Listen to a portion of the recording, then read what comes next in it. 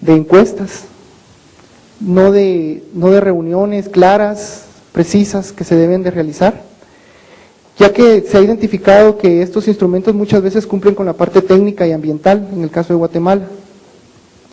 Mejorando el proceso de participación pública, se pueden reducir muchos problemas que están ocurriendo actualmente. Por parte del Ministerio, la Dirección General ha iniciado un proceso de mejoras con el cambio de gobierno que hubo a principio de año. Dentro de estas mejoras, se busca mejorar con cumplir los tiempos establecidos en la ley. Esto se ha hecho por medio de la contratación de nuevos asesores. Se está realizando un proceso de revisión del listado taxativo, que es el que define en qué categoría cae el proyecto de acuerdo al tamaño, ¿verdad? Se está trabajando exactamente el día de hoy en Guatemala, es la última fase de un proyecto que se llama Desarrollo de una Guía Nacional para Participación Pública, Ciudadana y Pública en el proceso de evaluación de impacto ambiental para 3 países. Esto está para El Salvador, para Honduras y para Guatemala. Es con el apoyo de USAID, la Comisión Centroamericana de Ambiente y Desarrollo y el Tratado de Libre Comercio. Este instrumento va a venir a facilitar el proceso, va a definir las guías, cómo se debe hacer el proceso de participación pública, qué debe incluir y qué compromisos debe llevar. ¿Qué instrumentos o mecanismos administrativos podrían diseñarse para las autoridades ambientales mejoren el proceso de licenciamiento? Se está trabajando ya con otras áreas, no específicamente el sector energético, la generación de términos de referencia específicos y guías ambientales y sociales.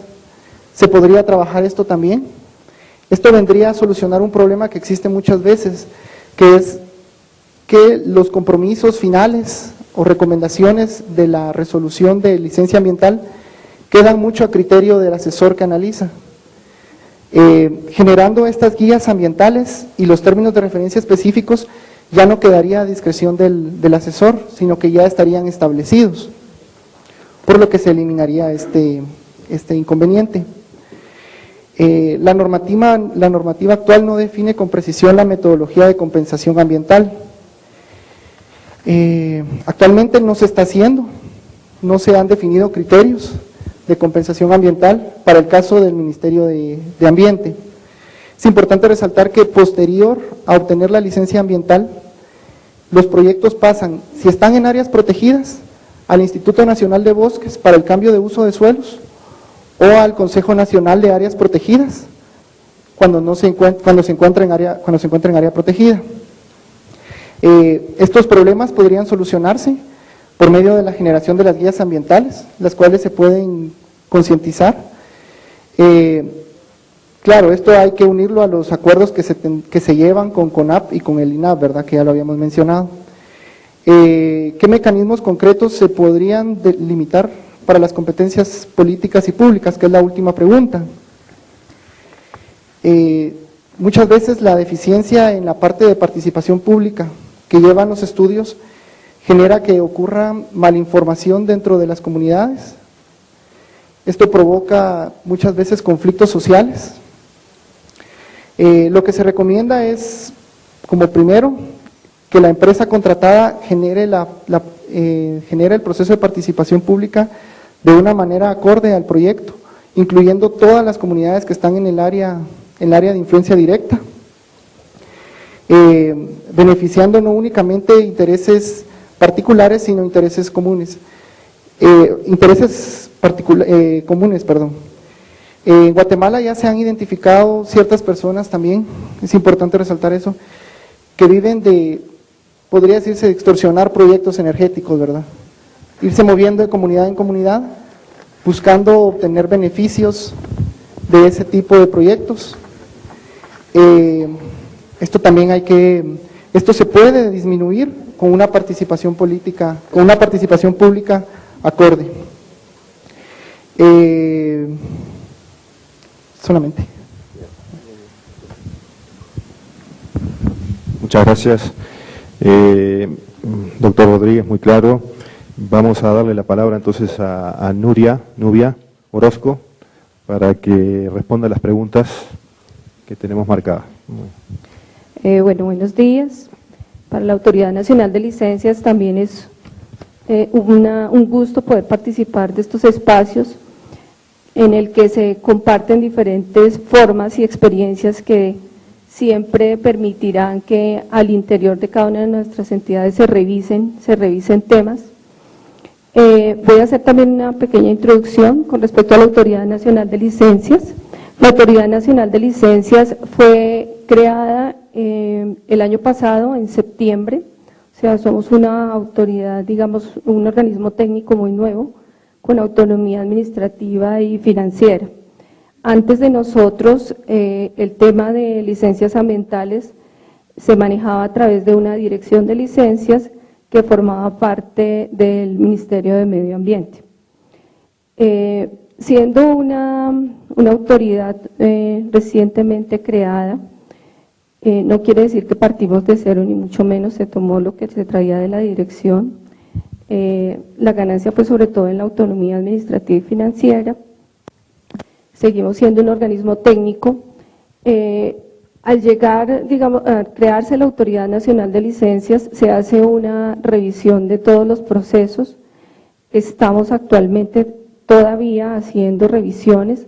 En su momento lo que se vio era que la planta física, o sea, los profesionales, el número de profesionales no era el suficiente para atender toda la demanda que generaba el país y que se concentraba allí. Se inició un proceso de contratación de profesionales para fortalecer los diferentes sectores, dentro de ellos el sector de energía, que es en cabeza del cual se encuentra el tema de líneas de transmisión. A nivel de profesionales, se aumentaron los grupos. En ese momento había 3 grupos o 2 grupos y medio realmente. Ahorita hay 7 grupos atendiendo todo lo que tiene que ver con el tema del sector de energía. Y se espera ahorita complementar con otros 3 grupos adicionales. La estructura de evaluación básicamente está constituida por un grupo base, 3 profesionales, físico, biótico, social. Los acompañan generalmente 2 revisores, un revisor del tema físico-biótico y un revisor del tema social, y hay una coordinación a nivel técnico y un líder jurídico que acompaña el proceso. Los procesos de licenciamiento, digamos, en nuestro país tienen una normatividad que nos da unos tiempos. En esos tiempos realmente no hemos sido muy rigurosos, no para todos los proyectos. Contamos con unos términos de referencia específicos para líneas de transmisión y el tema de subestaciones. Esos términos de referencia actualmente están en un proceso de revisión. Al interior, nosotros somos la Subdirección de Evaluación y Seguimiento, que somos como los ejecutores. En nuestra cabeza está el tema de revisión de los estudios y el otorgamiento o no de licencias ambientales. Hay una subdirección que trabaja en paralelo con nosotros, que es la Subdirección de Instrumentos, Permisos y Trámites, que es quien nos está apoyando en el tema de generar todos esos elementos que nosotros necesitamos para desarrollar bien nuestra labor y poder atender las demandas y requerimientos del país. Nosotros tenemos competencias sobre líneas de transmisión de más de 220 kilovatios. El proceso básicamente de licenciamiento inicia con una solicitud del usuario, digamos, en que nos pregunta si requiere o no diagnóstico ambiental de alternativas. Nosotros nos pronunciamos de acuerdo a complejidad del proyecto y al documento soporte que nos entregan en cuanto a la necesidad o no de realización de diagnóstico ambiental de alternativas. Una vez nos presentan diagnóstico ambiental de alternativas, se hace una selección de alguna de las opciones que se considera todas deben ser técnica y ambientalmente viables, y sobre esa opción que se escoge, el usuario debe desarrollar el estudio de impacto ambiental.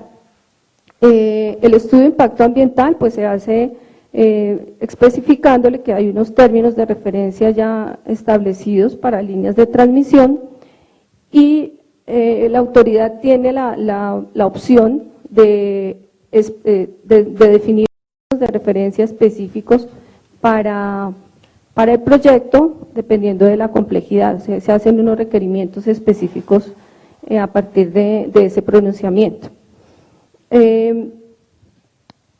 Ahora sí, pasando a las preguntas en cuanto al tema de mejora y eficiencia, les decía que nosotros estamos en un proceso de revisión de esos términos, porque sí sabemos, al interior hemos identificado que ahí hace falta una definición más clara de criterios para que nuestros evaluadores tengan unas directrices claras y también los usuarios tengan como unas reglas claras.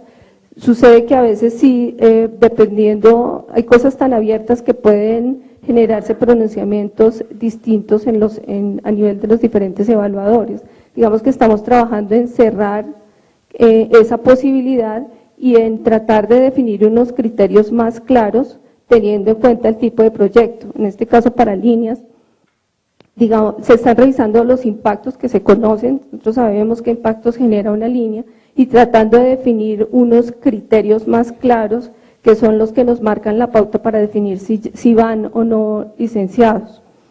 En este tema de si pasa, por ejemplo, por parques o hay un tema y consultas previas, hay un tema que para nosotros es un poco complicado y es que el usuario inicia el trámite con nosotros y nosotros somos los que elevamos la consulta a las unidades de parques y el tema de si hay necesidad de sustracciones de reserva porque pasa por algún área especial se maneja también con otra dirección del Ministerio de Medio Ambiente, ¿sí?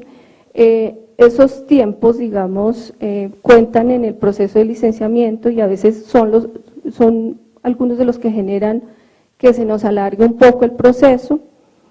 Trabajamos al interior con el Ministerio para tratar pues de agilizar el tema, pero sabemos que es algo que necesita una mejora y que debemos atacar rápidamente para que nuestras respuestas y todo puedan también ser de una manera más eficiente.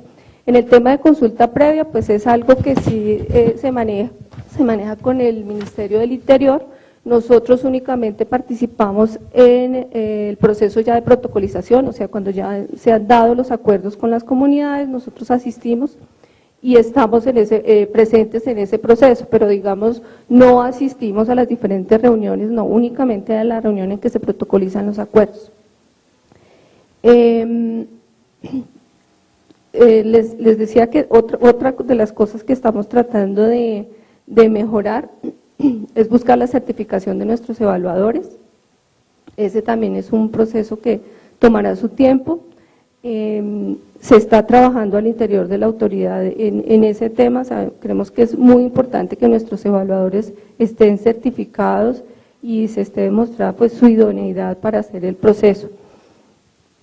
En cuanto a la segunda pregunta, la de mejorar en los procedimientos, estamos trabajando en algo que creemos dará frutos muy pronto y es el tema de acompañar a las empresas en su proceso de elaboración de estudio de impacto ambiental.